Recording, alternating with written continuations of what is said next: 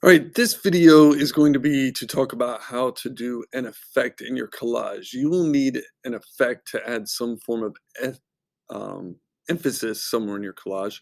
And this is something that you're going to do some research on your own and find out how to do. If you go into YouTube and type in Photoshop effects, you are going to get a million different ideas: how to dissolve, how to make things glow, how to turn your face into a cartoon, how to add water, 100 different things.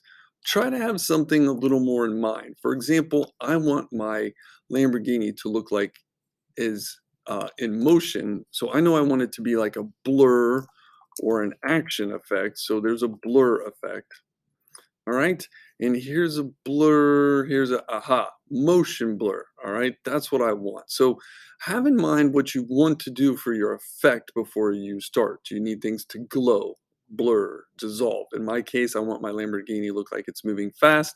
So I'm going to watch something along the lines of motion blur. Remember, even these are in Photoshop, Photo P is almost exactly like Photoshop. So it may take a second to figure out where the tools are, but the tools will be there for both of you to be able to use.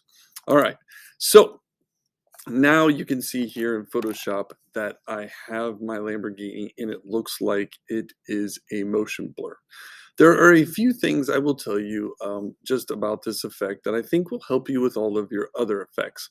First of all, you will have to pay attention to your layers. All right, you can see over here that it took me at least 2 layers to create the motion blur effect. So pay attention to your layers. All right. Number two, a lot of your layers will have to do with filters. All right. In this case, I was able to go to blur and there is a motion blur. All right. So I was able to do a motion blur, and the tutorial will talk to you about using the effect. Again, you know, Photo P is slightly different, but it's roughly the same. So you'll go to filters, look for the effect, and then watch the video on how to apply the effect. A lot of other things that happen will involve tools that you already know. So for example, I needed to, when doing my motion blur, I actually needed to cut out part of my Lamborghini to make it not as visible as the front. The back is not as visible as the front. And in order to do that, I had to come over here and use an eraser, all right, with the low opacity. Again, all of these things will be in the different tutorials as it goes. But just remember, you're going to be using a lot of the tools that are over here. You will probably be using some sort of filter, which is up here. And pay attention to the layers.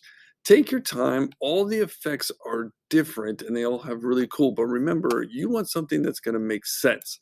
In my case, I'm using a car. Cars go fast, so it should be a motion blur.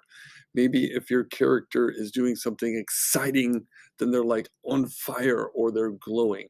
Maybe if they're doing something like crazy, like a video game, and they're like lifting off the ground, then maybe they're dissolving or they've got some sort of, air feature. If there's music, there could be sound waves.